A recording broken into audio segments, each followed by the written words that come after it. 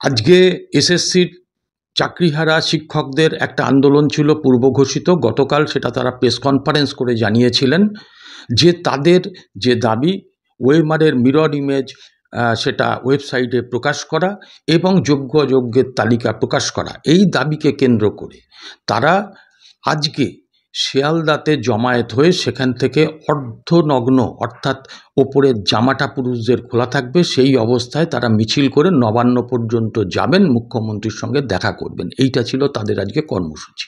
এই কর্মসূচি হতেই দেওয়া হলো না এবং পুলিশ ওখানে যে ন্যাক্কারজনক ঘটনা ঘটিয়েছে সেগুলো আমি দেখাবো এবং বলবো আপনাদের কাছে। শুধু ওই চাকরিহারা শিক্ষকদের নয়, সাধারণ মানুষও হয়রানির শিকার হয়েছেন, সেগুলোও আপনাদের দেখাবো।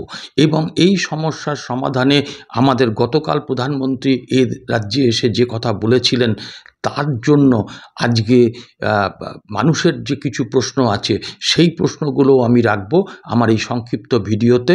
আপনারা একটু শেষ অবধি দেখবেন। নমস্কার, আমি অনির্বাণ চৌধুরী, আপনাদের আপনজন। আপনারা দেখছেন আমার ছোট্ট YouTube channel voice of Anirban. আপনারা প্রত্যেকেই এই ভিডিওতে স্বাগত।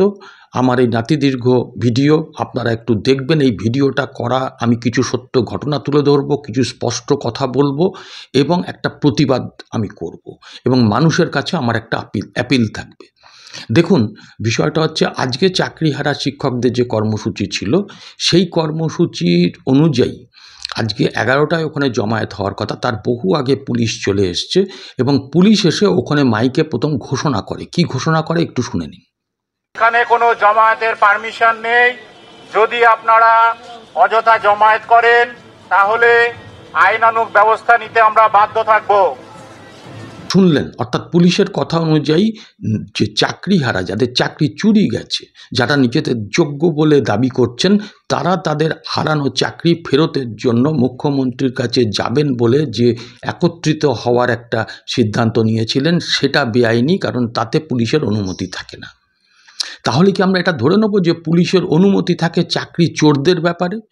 কারণ চাকরি চোরেরা অবাধে লুট করে গেল, চাকরি চুরি করে গেল, লক্ষ লক্ষ কোটি কোটি টাকা তুললো, বেকার যুবকদের স্বপ্নকে ধ্বংস করে দিল, তাদের ভবিষ্যৎটাকে চুরমার করে দিল। সেক্ষেত্রে পুলিশ তো একজন অপরাধীকেও ধরতে পারেনি এ পর্যন্ত। দেখুন, আজকে যারা ওখানে গিয়ে জমায়েত হয়েছিলেন তাদের হাতে কোনো অস্ত্র ছিল না, তাদের হাতে কোনো ফ্ল্যাগ, ফেস্টুন, ব্যানার কিচ্ছু ছিল না, কোনো রাজনৈতিক দলের ঝান্ডাও ছিল না। তারা শুধু একত্রিত হয়ে একসঙ্গে হেঁটে নবান্নের দিকে যাবেন বলে ঠিক করেছিলেন। তাদের এই মিছিলটা করতে দিলে অসুবিধা কী ছিল? আপনারা নয় নবান্নের আগেই আটকে দিতেন, কিন্তু মিছিলটাকে না করতে দেওয়ার জন্য আগে একটু দেখে নিন। যেমন পুরুষদের ধরেছেন, আবার মহিলা শিক্ষয়িত্রী যাদের অনেকের পা কেটে গেছে, অনেককে জোর করে তুলে নিয়ে যাওয়া হচ্ছে, একটু আগে সেটা দেখে নিন। আমরা বুঝতে পারছি না কেন আমাকে তুলছেন, কেন আমি এখানে দাঁড়িয়েছি, এভাবে তুলছেন কেন? আমি বলুন, আমি জানতে চাইছি যে আমার দোষটা কি। Please kindly can you explain আমার দোষটা কি? আমাদের ওখান থেকে সরতে বলেছিলেন, আপনি বললেন কাইন্ডলি সরে যান, আমরা সরে গেলাম। তো তাহলে এখান থেকে উঠছেন কেন? এখান থেকে তুলছেন কেন? দেখলেন, এটা তো হচ্ছে শিক্ষকদের সঙ্গে। আমি বলছি আপনাদের, শিয়ালদা, ধর্মতলা এবং হাওড়াতে এমন পুলিশ নাকা চেকিং করেছে যে পার্কে যারা বসে গল্প করছিল তাদেরকে গিয়ে ধাওয়া করেছে, তুলে এনেছে। শপিং মলে যারা গিয়েছিল সেখান থেকে সন্দেহভাজন বলে তুলে নিয়ে এসছে। একজন ভদ্রলোক জুতোর দোকানে গিয়েছিল জুতো কিনতে, তিনি আদৌ শিক্ষক না, এই আন্দোলনের সঙ্গে তার দূরতক কোনো সম্পর্ক নেই, তাকেও তুলে এনেছে এবং তাকে আটক করেও নিয়ে গেছে। এবং সাধারণ যারা পথচারী তাদেরকে কিভাবে হেনস্থা করেছে, তাদের মোবাইল দেখতে চেয়েছে। আমার মোবাইলের ব্যক্তিগত বিষয় আমি আপনাকে নোটিশ ছাড়া দেখাবো কেন? মোবাইল দেখতে চেয়েছে, তাদের ব্যাগ সার্চ করেছে, তাদের আই কার্ড দেখতে চেয়েছে। বলুন তো, আমরা কি সবাই কলকাতায় যাই বা যেখানে যাই আই কার্ডটা পকেটে ভরে নিয়ে যাই? এ কী অসভ্যতা! আজকে এই কাজগুলো করা হয়েছে।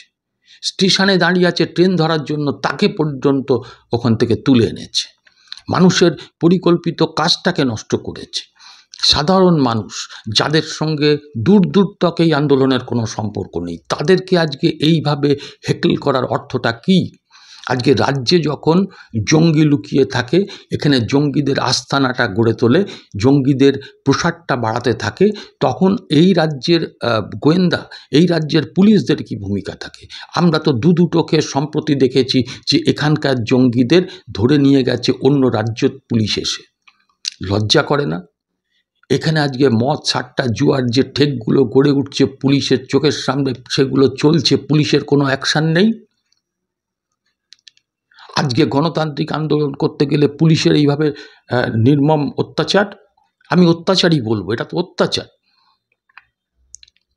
গতকাল নরেন্দ্র মোদী এসেছিলেন, তিনি কি বললেন এ রাজ্যের দুর্নীতি সম্পর্কে, এ রাজ্যের শিক্ষা দুর্নীতি সম্পর্কে, শিক্ষকদের চাকরি যাওয়া প্রসঙ্গেও তিনি বলেছেন, আমি তার সঙ্গে একমত। কিন্তু প্রধানমন্ত্রীকে প্রশ্ন করতে চাই, বা যারা প্রধানমন্ত্রীকে বিশ্বগুরু বলেন তাদের কাছে প্রশ্ন করতে চাই, যে প্রধানমন্ত্রীর একান্ত নিজস্ব দপ্তরের অধীনে সিবিআই, সে সিবিআইয়ের হাতে এই চাকরি চুরির ছিল, তদন্ত ছিল, আর অনেকগুলো তদন্তের মতন। সিবিআই তার কোনো কুল কিনারা করতে পেরেছে, কয়েকজনকে ধরেছিল, আবার তাদেরকে ছেড়ে দিতেও বাধ্য হয়েছে। কিন্তু আরও যারা পাড়ায় পাড়ায় চোর গুন্ডা ডাকাত ঘুরে বেড়াচ্ছে, যারা চাকরি চুরি করেছে, বেকার যুবকদের স্বপ্নকে, ভবিষ্যৎকে নষ্ট করে দিয়েছে, ধূলিসাৎ করে দিয়েছে, তাদের তো কিছু করতে পারেননি। আপনি এখানে এসে লেকচার দিয়ে যাচ্ছেন। আমি আপনার অন্য কোনো বক্তব্য নিয়ে কিছু বলতে চাই না, শুধু এই দুর্নীতি প্রসঙ্গে আপনারা কি করেছেন? 100 দিনের কাজের দুর্নীতি, আবাস যোজনার দুর্নীতি, সেন্ট্রালের টাকা তছনছ করেছে, আপনারা টাকা বন্ধ করে দিচ্ছেন, কিছু গরিব মানুষের অসুবিধে হচ্ছে, কিন্তু সেই দুর্নীতিগুলোর জন্য সেন্ট্রাল গভর্নমেন্টের পক্ষ থেকে কোনো এফআইআর করা হয়েছে? এই প্রশ্নগুলো আজকে উঠছে। তো আমি শুধু একটা কথাই বলবো, শিক্ষকদের বলবো যে আপনারা পরীক্ষায় বসুন, পরীক্ষা দিন, পরীক্ষা আপনাদের দিতেই হবে, পরীক্ষার মধ্যে দিয়েই চাকরি পেতে হবে, মহামান্য আদালতের রায় আপনাদের মানতে হবে, কারণ চাল কাকর রাজ্য সরকার, এই চোরের সরকার, তারা এক করে দিয়েছে।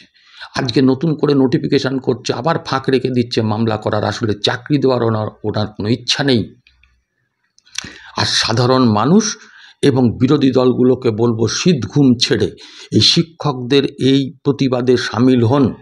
আজকে দুর্নীতির বিরুদ্ধে যে আন্দোলন, আমি একটা কথা বলি, আজকে যদি এখানে বুদ্ধদেব ভট্টাচার্য মুখ্যমন্ত্রী থাকতেন, এই ধরনের ঘটনা ঘটতো, মমতা ব্যানার্জি বিরোধী নেত্রী হিসাবে কি করতেন? আজকে বিরোধী দলগুলোর কাছে আমার হাত জোড় করে অনুরোধ, যে রাজ্যটাকে আপনারা বাঁচান। রাজ্যের জনগণ একটা সাহারা খুঁজছে, আপনারা তার পাশে থাকুন।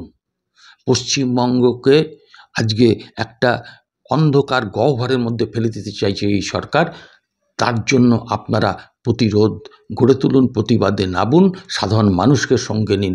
ঝান্ডা বড় কথা নয়, আজকে একত্রিত হয়ে এই স্বৈরাচারের বিরুদ্ধে লড়াই করা এবং স্বৈরাচারকে ধ্বংস করাই হচ্ছে মূল লক্ষ্য। আপনাদের বক্তব্য আপনারা কমেন্ট সেকশানে লিখবেন। চ্যানেলটাকে ভালো লাগলে একটু সাবস্ক্রাইব করে বেল আইকনটাকে টিপে দেবেন। আবার আমি 2 ঘন্টা পরে আর একটা এপিসোড নিয়ে আসছি আপনাদের কাছে। সবাই ভালো থাকবেন।